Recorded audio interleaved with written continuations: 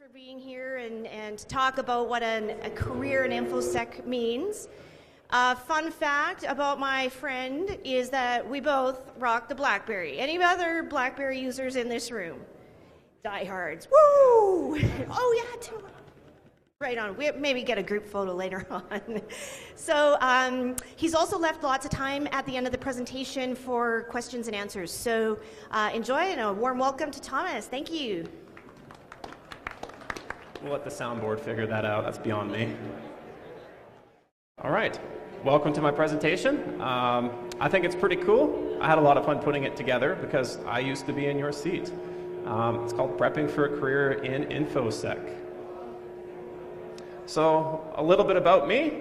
The year is 2004, and I enroll in network engineering technology here at SAIT. That program has since been discontinued and renamed to whatever it is now. That same year, World of Warcraft launches, and I don't drop out. So that's pretty cool. After graduating that two-year diploma, I end up working what I classify as... After graduating that two-year diploma, I'm working what I believe is a dead-end job, installing printers at Husky Energy, and I go, there's got to be something more to this out there. So that's when I talked to some of my previous students in NNT and convinced one of them to join me in the SAIT BAIS program, which is also now discontinued, which is unfortunate because I think it's pretty awesome. Nate has one, and we'll talk about that a little bit later. So fast forward that extra 1 year of this case studies and a year of mandatory book work, and I'm fortunate. I land a position at Graycon Group here in Calgary. At the time of my employment there, they had 5 different areas of practice. One of those areas of practice was information security. Least to say, I left with really positive impressions of the industry. I had never seen it previously, so I'm really thankful for my opportunity there, and some of the folks took me under their wing. And I go, you know what? This is the group I want to practice in. I want to move out of doing desktop support. I want to move out of doing help desk work. I want to move into information security. Unfortunately, some excuses started to pile up, and I go, okay. Well, I know where I want to go. It's just going to take some work to get there, so I start working my people network. And in this case, it was my girlfriend at the time who asked for my resume. She said, somebody really wants your resume, Thomas. And I go, okay. So I hand it over blind, and lo and behold, I got a call back from Deloitte a week later. And within 6 weeks, I'm moving out to Vancouver, and I joined as a junior IS consultant. Since that time, I had been consulting for nearly my entire working profession. It's been fun. Is there change in the future? I don't know. I don't have a crystal ball. So let's talk about selecting your character. You are a new SAIT graduate. Perhaps you're not ready to graduate just yet, and you're just in your first year. That's A-okay, because you'll be here next year. You're kind of hungry, not only for food, but maybe some money. You're armed with some cool skills that SAIT has taught you through some amazing instructors, some of which I see here today. So thank you, instructors. You know who you are. Hello, William. You've got maybe a couple years of general IT experience, which will be extremely beneficial once we get to plotting your course. And you may be interested in information security, which is why you're in that seat right now, but you're unsure how to proceed, unsure where to go next. So, level 1, navigating information security and plotting your course. So when I talk about information security, I have to kind of define it first, because some folks think of this as an enigma where you can't really classify it. So I've gone to what's called the CIA triad here. So the confidentiality, integrity, and availability of systems, data, and applications. No matter where you end up within information security, these 3 principles will be present. So burn them into your head, because it's moving forward, you're going to be using them a lot. So now there's different roles within information security, and they're very hard to define. There's no definite list. So here's sort of the buckets I broke out. So we got roles on one side, and we've got likelihood that as a new graduate, you can jump right into those roles. Now, unfortunately, this is where I have to deliver some hard news. The likelihood in some of these positions coming from a new graduate and hopping into them is really low. Note I say low, not impossible. Nothing here is impossible if you have the connections and know-how. The place that you're most likely going to be able to hop into as a new graduate, meeting those characteristics we spoke about previously, is IS operations and administration, or in this case, IS solution providers. So I know this is a big Cisco shop. I walked by my old lab, still full of Cisco equipment. Cisco does have information security products and solutions. This is a good stepping stone. I know for a fact that some of the students I went to school with went right into Cisco, and one of them there, 9 years later, is still at Cisco. So if you have that opportunity to take Cisco up on it, go for it. Any avenue is better than no avenue. But you're going to face some challenges, obviously the hiring part, and I'll have some tips to help you out throughout that, but also the investment part. It's important that you find a potential employer who's willing to invest in you. So now this is moving beyond the initial hire. This is them going to send you out on training, maybe paying for some of your certifications, maybe allowing you to do some job shadowing. That's the bad news slide. It's also important to understand that those roles I spoke about previously, they're not linear, right? You'll have a starting point, and we'll get into that in a minute, but you'll find through your own experiences that as you branch out and you experience different things that maybe some of them suck. Maybe them you're not very interested in. So you're going to go back and reinvent yourself and retool. As you get on in your experience, so I'm about 10 years in now, you'll find that you have a really big pool of skills, and you may not need all of them for an individual role. So, where do you find these roles I'm speaking of and showed you previously? Well, we're all kind of, I'm expecting junior-ish, intermediate security folk, maybe some senior ones in here. That's great, but you're at a fantastic conference to do some people networking, and that's something I'll focus on later on in this slideshow. So go out, talk to them, because I know some of them are empowered to do hiring. So there's sort of 3 buckets that you can possibly find these roles into. There is a 4th, but I call it the unicorn.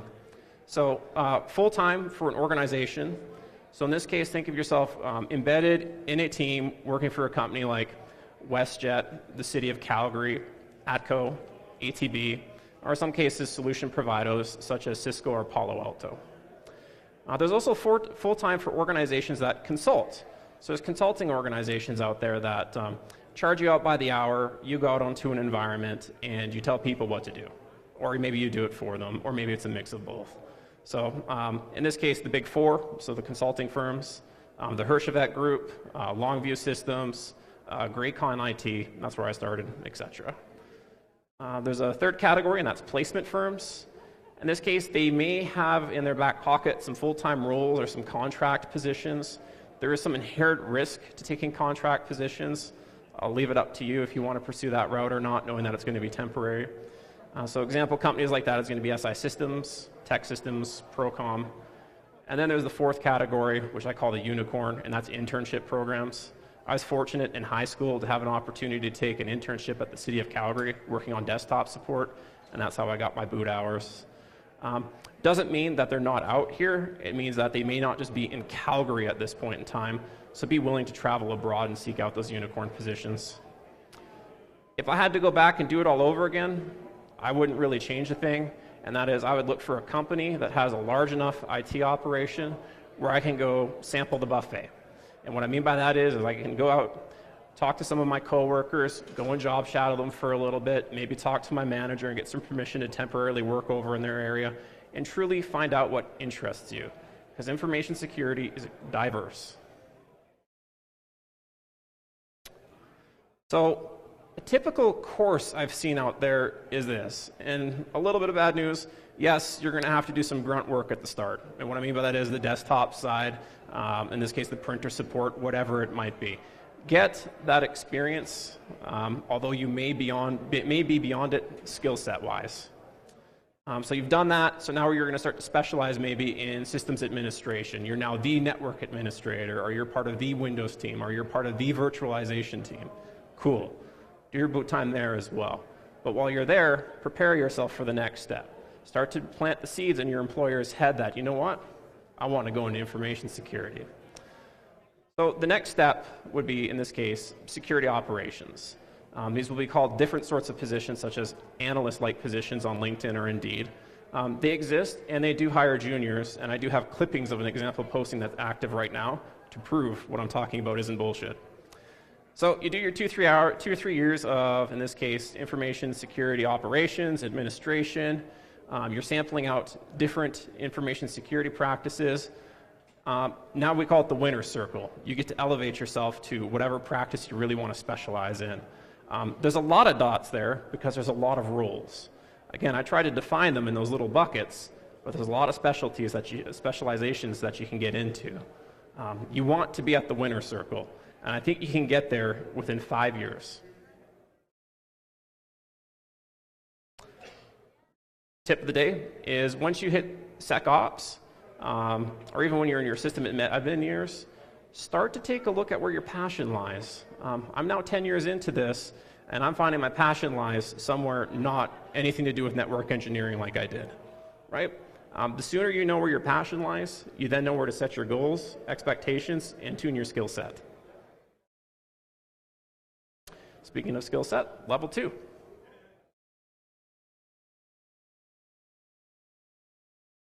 When you graduate from your program, and I saw that there's 3 ITS programs here now, you're going to come out with a modest skill set and you're going to be able to complete some pretty simple jobs. I don't mean that as a bad thing either. You're going to do them damn well. But your goal should be to build out additional skills. This shouldn't be your end point. Leaving SAIT is not the end point. You're not going to stop learning at that point in time. You have to grow more to live into those roles. And you can get these skills in a variety of ways. Gaining employment, furthering your education, or community participation.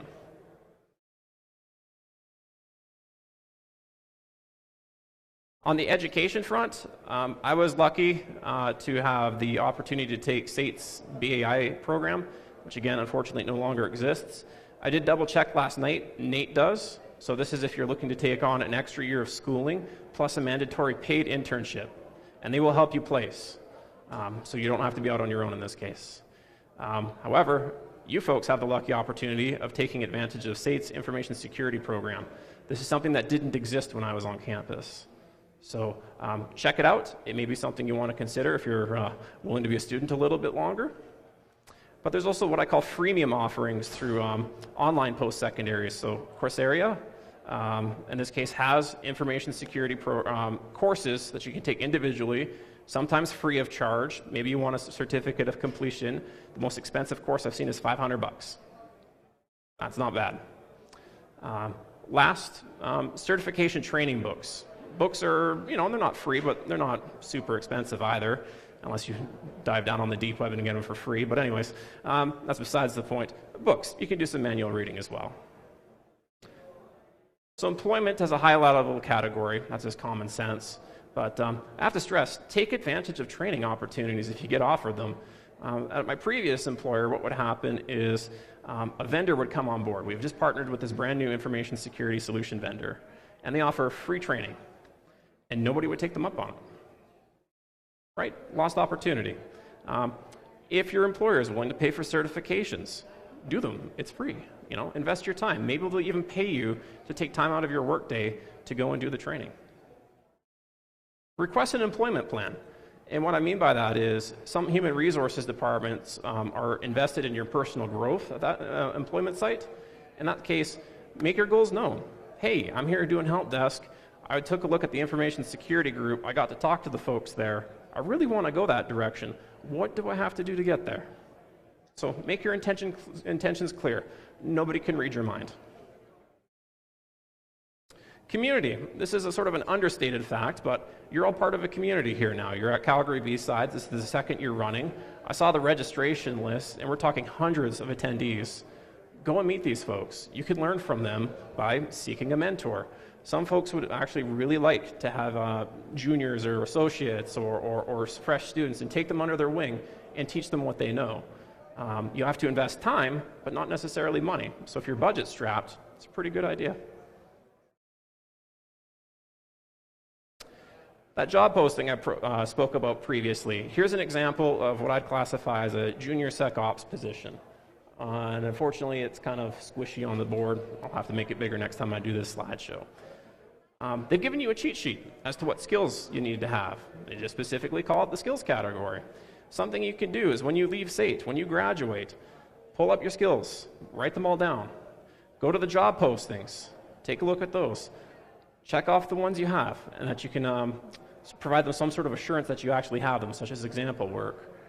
Whatever you don't have, flag those skills. When you flag those skills, follow up. Seek out how to acquire those skills through those 3 buckets we spoke about previously. Oops. When you grow and become a stout professional, again, your skill set will be really large. Well, you don't want a 7-page resume, all right? Nobody's going to read that. So when it comes to applying for these roles that they have posted, make sure you take the time to trim down your skill tree and customize it to the example job posting. A senior position isn't necessarily going to care about your desktop experience, but they will absolutely care about, say, your forensics analyst skills. Certifications, always a hot button issue, even when I was a student here. Do I take my CCNA certification? Do I go and invest that money on my own dime to do it? I don't have a solid answer for you. I'd just say take a look at the job postings that you're interested in, and again, work backwards. What sort of certifications are they looking for? Again, if this is something that you have, great, but if you don't, seek it out. So in this case, they've listed in a couple certificates which folks fresh out of school can get, but they've also listed some that need a couple of mandatory years of experience before you can get them. An example of that is a CISSP. You'll see that mentioned throughout the job postings. It's sort of the bare minimum to clear human resources filtering. This doesn't mean you should give up, though. There's 3 certificates that I went out this morning and took a look at to see that you'd be able to acquire coming straight out of school and getting a book and learning it and taking the exam. These certifications will set you apart from the pack seeking that exact same position, right? We'll get into marketing yourself in the next level, but consider these certifications. And even if you can't, even if you want to go for the CISP right off the bat, you won't be able to call yourself CISP certified, but you will be able to call yourself an associate. So there's no wasted effort. Again, you're trying to prove that you're confident and you have those skill sets. You're trying to market yourself to a potential employer. Go get it. Level 3, marketing yourself. So, are you just a New State graduate? I don't think so. You're Inspector Gadget. Don't frame yourself in a way that makes you undesirable. SAIT has armed you with a lot of really good skills. And it's not just the skills, too. It's not just the technical skills. It's the soft things that you've picked up over time as well. Just because you don't necessarily have a tool to complete the job right at that very second doesn't mean you don't have the skills to go out onto the internet, to go out to a library and learn them real quick. You're highly adaptable. You can move quickly. You learn fast. You're Inspector Gadget. Back in the old days of marketing yourself, it was just the resume, people networking, and business cards. Now, it's everything in the old days plus a LinkedIn profile and a professional bio. If you don't have those objects, you've got some additional barriers working against you to break into the information security profession. And I can't stress LinkedIn enough. You really need one of these. When I bumped into one of my old professors a couple of months back, I went into her program, and she said, "Why don't you talk to the students?" And I started talking about LinkedIn, and I asked for a show of hands who had one. There's just 1 or 2. That's really unfortunate. You're missing out on free opportunities to market yourself and do intelligence gathering on resumes. So when you leave here, maybe one of the deliverables you can do is spin up a LinkedIn profile. It won't take you very long. Additionally, as you fill in that LinkedIn profile and hit off on certain keywords, recruiters are going to come to you with opportunities, so you no longer have to hunt them. You have to be passionate about yourself, too. And I always go down to this example. Now there will be sound. Whoops. Developers, developers, developers, developers, developers, developers. Developers, developers, developers, developers, developers, developers, developers, developers. Yes!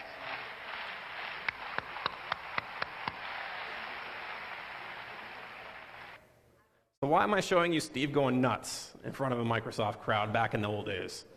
It's because he captures a really key aspect about marketing yourself, and that is be passionate, be energetic, be proud to talk about yourself and what you've learned here at SAIT, as well as whatever industry experience you've gathered in the meantime. Be able to talk about yourself. Some people call it the elevator pitch. I'm 10 years into this, and I still suck at the elevator pitch, but I can certainly talk about myself and where I've been. You should be able to do the same. Marketing yourself is important to stand out from the others seeking employment. Those roles I spoke about previously, there's going to be a lot of other folks competing for them, so you've got to market yourself. I don't have enough time to tell you about marketing yourself, but I can certainly give you what I think is the next step. And in this case, it's the book You Inc., and this was pulled off of Amazon.ca yesterday. I don't like reading personally. I only read if it's going to really benefit from the material within it, and this one was a big help to me 6 years ago. It'll change your perspective on how you view yourself seeking employment. So pick it up. It's a worthwhile read. It's light. You could probably get it done over a weekend. So let's say you've done all these great things. You have now navigated the information security profession. You know where you want to go and what role you want to achieve. You've trained up and you've gotten the skills to meet off on that role, those roles, the expectations in that role. You've marketed yourself and have landed the interview. Well, what now? And this is the end level. So, spoke about marketing. If you've learned how to market yourself, the interview is going to come naturally. You're going to be mentally prepared for that interview because you're able to talk about yourself and all the cool things you've done and learned. An interview is just simply an extension of a marketing opportunity of yourself. You're now there in person, over the phone, or on Skype. Bring in examples of your work. Some other industries call this a portfolio. I met up with the instructors a couple months ago, and I got to see, I think it was with George's class, a really cool case study where you're giving a network environment with a bunch of old equipment, and you had to come up with a plan to replace that old equipment. That's fantastic material to bring to an interview. So when they go, tell us about your technical skills, you can go, check all of this cool stuff and show them the binder. Show them what you've done. Walk them through it. Be proud to talk about that work if you put effort into it. When you finally receive that offer, too, something I find new graduates doing is they just initially just sign off on it. And you can do that, absolutely. If you feel like you don't have any risk, you don't want to take any risk of this opportunity missing you by, then just sign on the dotted line. But negotiating salary, that's a soft skill that they don't really prepare you for in any school I've been to. This book helped me out a lot. It gave me confidence to talk about salary and why I'm asking for the things I'm asking for when it comes to signing on with an employer. This book's getting a little bit more difficult to find. There's only a couple copies left on Amazon. Maybe you can sleuth the dark web and find it. Don't know. Anyways, I'd encourage it. Check it out. So now you've aced the interview because you know how to market yourself. Sort of the last tip I'll leave you with is keep your negotiation offers reasonable. My brother's in application development, so that's really cool. He doubted himself when he got his initial offer. He read the book, he took some of the advice from it, came up with a reasonable counteroffer, and they signed off on everything. He got an instant $5,000 bump plus an extra week of vacation just by asking. But keep the request reasonable, right? You can't go for the big six-figure number right off the bat. Think of other ways to work in things that you'd like to see, such as, hey, I want a dedicated training allotment for my manager's budget so I can go out on training and boot camps and get this training and certifications that I've wanted. Additionally, and this does happen, I don't ace every interview or every time I bid on an RFP. After a little bit of time has passed and you think that interview didn't go so well, don't be afraid to go back and ask for some feedback. Some organizations will come back to you and go, and here's the areas you can improve upon. Sometimes you've got a good gut feeling as to how things went and where you could improve, but sometimes it's good, worthwhile to ask. You win. Congratulations. You got your job offer, you negotiated it, you capitalized on it, and now you're employed. You're well on your way. If I managed to bore you, I did put it all into Cole's notes, also known as the cheat sheet. Find what interests you by sampling all aspects of information security. Find employers that are willing to let you job shadow others so you can find what interests you and where your passion lies. Build out your skill set to match the roles, the requirements within that role. Work backwards from LinkedIn and Indeed. This is free intelligence gathering you get to do. Why not take advantage of it? And whenever possible, get IAS-specific certifications. I've left you 3 examples within this slideshow of things you can go do right now for certifications. And I see people taking photos and stuff. My understanding is this will be posted and is being filmed, so if you've missed it, don't worry. And then strive to get that perfect position by marketing yourself. Have materials available to showcase how awesome you are. Work the People Network. This is a 2-day event. After you leave here, go on lunch and start working the People Network. Introduce yourself. Come say hi to me. Get involved in the community. I had some additional material I wanted to tag to this, but I was worried about going over my time. There is little information security groups here in Calgary that you can get involved in. I've heard stuff about a Slack channel potentially that you can go nerd out in. Fantastic. Get your name known out there. Let them know that you're looking for a mentor. Let them know that you're wanting to learn skill X, Y, Z, and if there's any projects you can get involved in. So now you're thinking, Thomas, this has all been dandy, but this is just your perspective. What do other people think? Well, I've sent out a big questionnaire to a lot of my clients that I work with at big organizations. They all have a greater amount of experience than I do. So I've got 10, they're 20 plus. And I said, guys, what sort of tips would you give to new graduates looking to break into information security? And these are their words, completely unedited. So if there are spelling mistakes in there, it's not my fault, it's theirs. So this is from Chris T., who is a security architect. He has been working for at least 20 years. Again, focusing on community, getting involved in Twitter, Slack, IRC. He calls them communication tools. They're also marketing tools. I'm a big fan of LinkedIn, maybe him not so much. Don't be afraid to show off your works. Again, if you build it, show it. If you've done something really cool on your own accord, show it off. Oh, I even left you a nice tip there too about GitHub and showing off to potential employers. Again, validating what I've said. Python and PowerShell. So I know I spoke at cursory level, what sort of skills you'd be looking for. Certainly, there are some technical things there, and I know for a fact you're doing PowerShell. Python, not so sure. Interesting. Realize your skills are different. This is true. Your skill bucket is going to be different from every other person seeking employment at that one job position that's got posted. Be proud of those skills you have. Show them that they're different. Show why you're the best fit for that role. Poke at things, ask questions. Curious minds get questions, or get answers. So that was from Chris. Here's Kevin.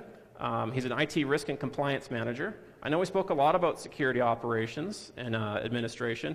I didn't talk much about IT security GRC, governance, risk, and compliance, which I do, because you have the opportunity to take it offline and find people like me and ask them questions about it. Again, worried about hitting my time cap.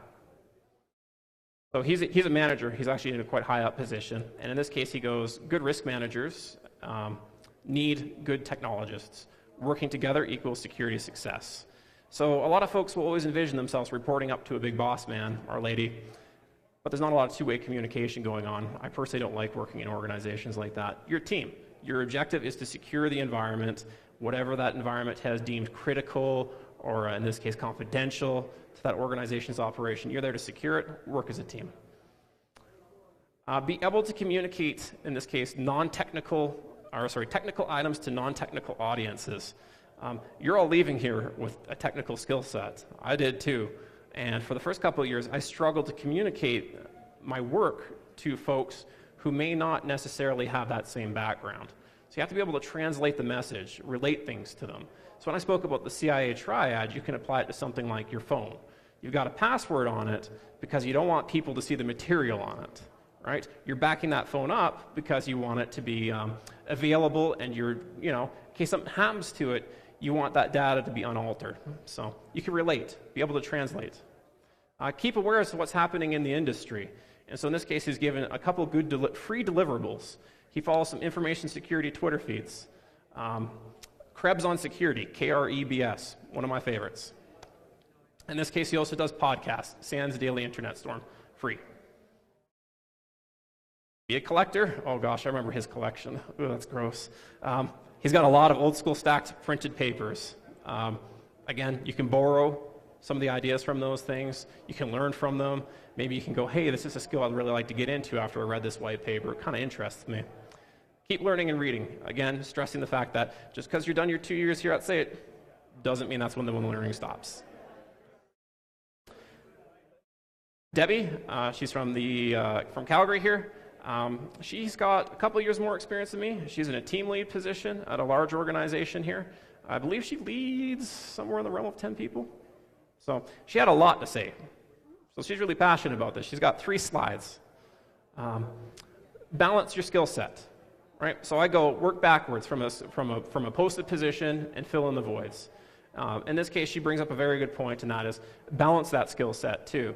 The last thing you want to end up with is 100% technical skills, but you don't know how to do a PowerPoint presentation. That's not going to fly very well with potential employers. So balance it. It's good to specialize, but find the balance that makes sense for you. Do you need to have public speaking skills? No. Do you want them at some point in time? Maybe. Is that something that interests you? No. Then just put it down the lower on the priority chain. Go get something else. Again, focusing on be curious, ask questions, and avoid taking things at face value. Oh gosh, you probably put that in there for me. I'm their auditor. Ask why and how. Good questions. Be curious. Technical stuff. So this is, from her perspective, from her employer, deep understanding of Windows architecture, networking, Unix, Linux, and database. In network engineering, I know for sure I did all 4 of those things, and I'm pretty confident you're doing those things now. Understand scripting. I know I did that. Pretty confident you are as well. Coding, application development, that's beyond me. All the luck to you guys. Integration, data. Know and love your debuggers. Good advice. Understand the underlying infrastructure, DNS, DHCP, NTP. I know you're all doing that. This is a fun one. Adhere to the ethics of this profession. Remember campsite rules and doing good rather than evil. We're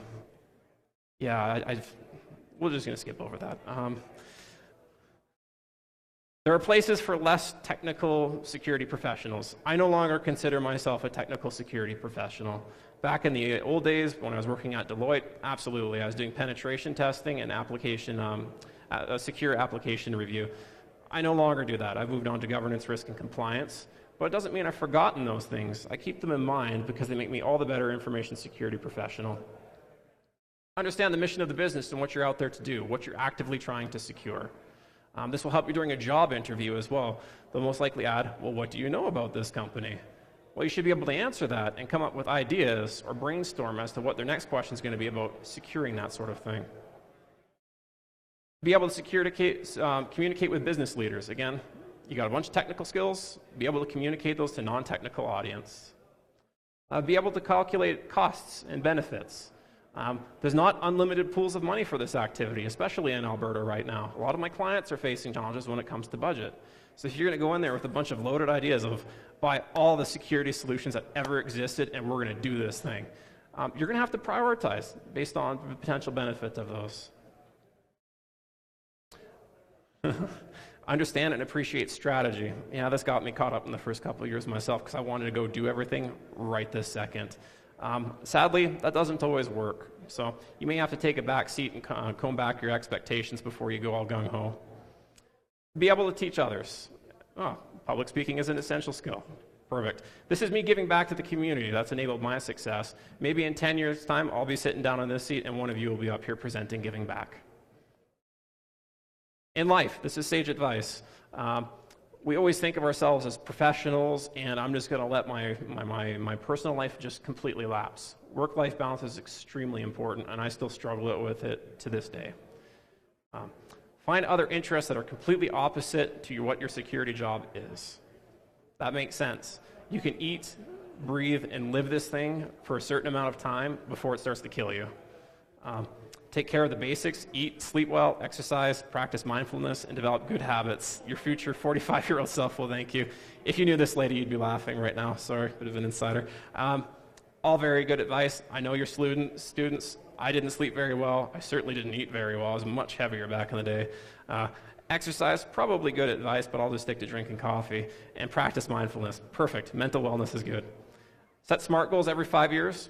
Not personally sure what that is. Maybe something for me to Google after this. And stop to pet a dog. I agree with that. A good de-stressor, and that is my companion in my own home office who sits beside me while I hash out Excel spreadsheets and 200-page reports that people put on the shelf and don't read. That's what I had for you. I promised a lot of time for open mic QA. I'm sticking to that. We've got 15 minutes. Now don't be shy. Yes, go ahead. Mm-hmm.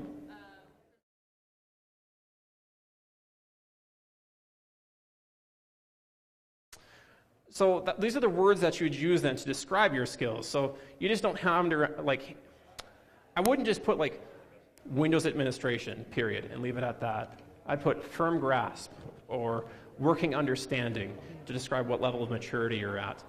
Very good question. I've actually gone through my profile and done the same thing where I kind of add a maturity scale to it.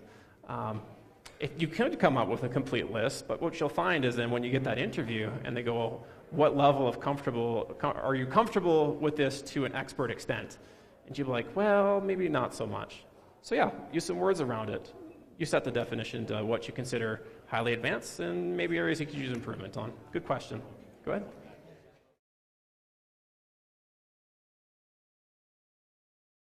Mm-hmm. You guys are getting microphones now. Congratulations. Okay. So as I was saying, we are from the Information System Security Program, and some of us, I know, we are interested in looking into internships. So how often does Deloitte offer that? I know they had an information session about it recently at SAGE, but for information professionals, like security professionals specifically. Good question. I'm no longer affiliated with Big Four firms. I've done my boot time there. I've got the scars on my back to prove it. The question was sort of how frequently do those internship positions come up? Back when I was at Deloitte Vancouver, the way it would work is once a year they do one big campus recruiting campaign. That would be the time to look for those sorts of positions. But not the only time. Again, if you take my advice and you go and create that LinkedIn profile, you'll be able to do intelligence gathering. So take a look at your local Deloitte office, find the employees there, and take a look at the ones that have recruiter or headhunter beside their name. Send them a message. Go, hey, what's up? I'm a student about to graduate. I'd really like to get some consulting experience underneath my belt. What do you think is the next best step for me to get involved in this? Whew. Is that cool?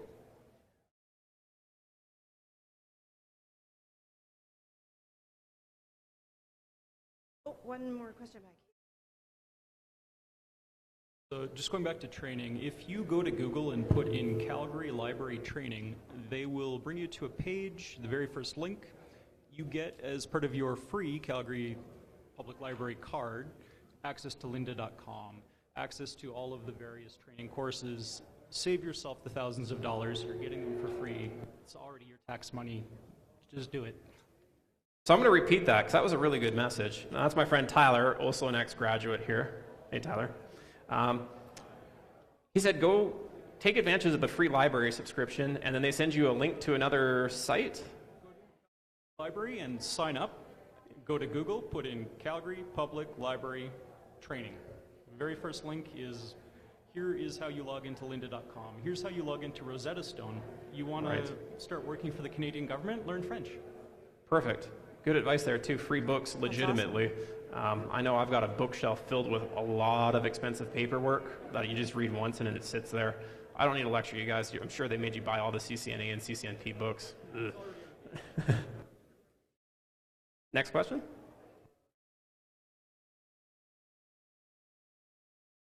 Come on. Anybody? There's got to be a harder question. Oh, there we go. Yeah. There we go.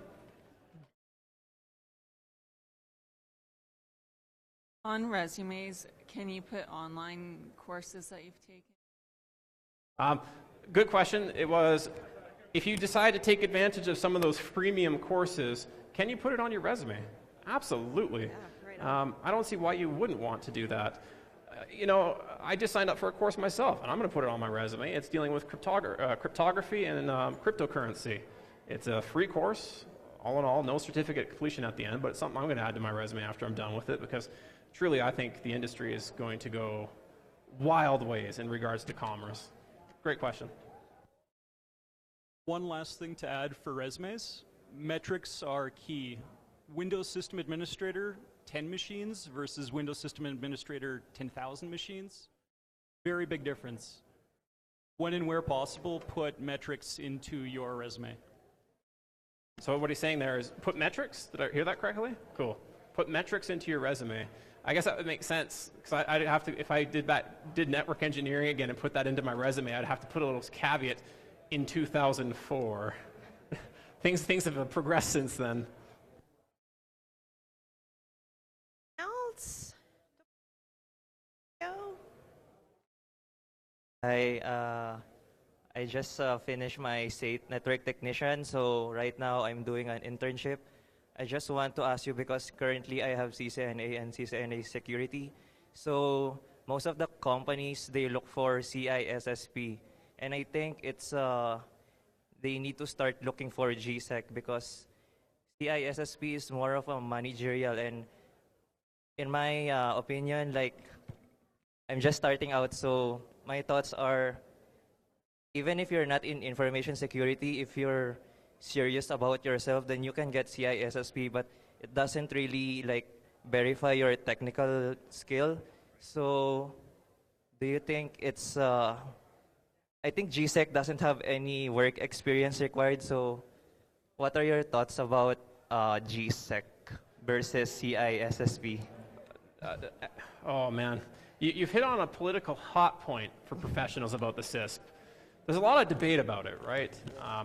It's too technical, it's not technical enough, it doesn't truly capture what information security is. You know, you have a room of 100 professionals and they're all defining it differently. When it comes down to it, do you need it to get jobs? Unfortunately, yes. I didn't make that job posting up, right? This was actually working for a major card brand. I'm going to go back to the slide here to show you. This job posting, this job clipping was for a major card brand, right? So should you give up if you see CISP listed on there and you do not have it? No. Specifically for the CISP, you can take the education, you can do the training, you can do the exam. And then what you become is an associate of ISE squared. Okay, so now you've done the book training, you've proved yourself by taking the exam and getting a pass on it, and the way you position that in your resume is I'm an associate of ISE squared, I'm expecting to achieve my full CISSP accreditation year blah. I know this because I went through it too. So absolutely, does the industry need to look beyond the CISP? Personal opinion, Heb? Absolutely. There's other very valuable certifications out there that you can achieve. Unfortunately, the CISP has been around the longest, which is why you see it so predominantly mentioned in these job postings. So don't give up if you see it mentioned there. Absolutely go for it. Grab the training material, do it. The exam isn't free, sort of say, but it's very, very, very worthwhile to do. Another one too is the CompTIA Security Plus. Back in the old days, I wouldn't have recommended this one, but now we've got some employees in-house doing it, and I see the value in it because the course material's been redone. And lastly, the GIAC, Security Essentials, the GSEC. My cursory look on the requirements list there didn't show any professional working experience. I believe that too would be a very good gateway. If you got all three of these, you'd be an all-star. So you're in HR, you've passed the initial filtering, and now you're at the interview stage with the technical team that you want to work for. These things would pop on the resume and set you apart from the rest of the pack. Great question. That's really good advice. And yeah, just touching on that, a lot of those job descriptions are written by HR that have no security background. So I'd also put on that, leverage your LinkedIn, like the heck out of your LinkedIn, and ask for help from anyone. Put your name to kind of filter through the top and get past that initial hurdle of HR. So yeah, that's great. We do have like 2 more minutes. Anyone else? Well, right on. Would you find any downside to applying for a job where you don't necessarily meet all the skills? Like if the thing is written by HR, they may gloss over a few things, and at least even if you have the skills to qualify for it, but don't have all all the acronyms. Right. You'll never strike. You'll never. Forget the sports analogy. Miss 100% You don't of know the shots unless you don't take. yeah, exactly. You never know until you try, right? Again, if you see these things and you go, I took Tom's advice. I hit off on 98% of these skills, but I don't have this one thing. Should I apply or not? Absolutely, right? This is a competitive opportunity to show off yourself. If it turns out all the other folks who have applied for that job are terrible, you're damn right you're going to be a shining star at meeting off just at 98% of the requirements. Go for it. And I would say there's a workforce shortage, right? So you're in the driver's seat if you've got a majority of those skills. So something I didn't mention here, and I know we're running short on time. I'm looking at my watch, and that's fine. Cool. Be willing to travel. So I'm watching my brother try to break into the industry, and he's done okay, but there's struggles. Let's face it, Alberta is facing an economic situation that isn't overly desirable for anybody. Be willing to travel. And so if you find that internship in a Deloitte practice in Toronto, go for it. I had to move to Vancouver, right? That was my big gamble. That was my big rule. Do I regret it? Absolutely not, because I needed to do it to break into information security. So be willing to travel. Well, thank you so much. That was a really interesting presentation and discussion. I'd like to give you a big thank you for being here today and talking to our group. We'll reconvene back in this room at 1:15. Please make sure you visit our vendors, have some great conversations with them, and enjoy the lunch. So thanks again, Thomas. I will be around for the remainder of the day, so if you do want to ask me more questions or things, come say hello.